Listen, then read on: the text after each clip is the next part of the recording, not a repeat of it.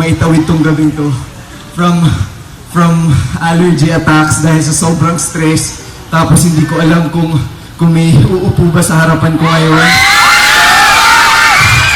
Thank you so much.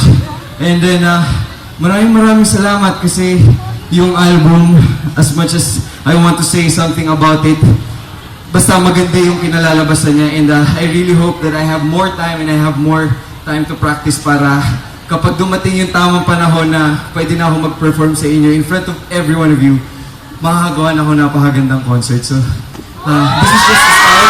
This is just a start. And again, thank you so much for being here.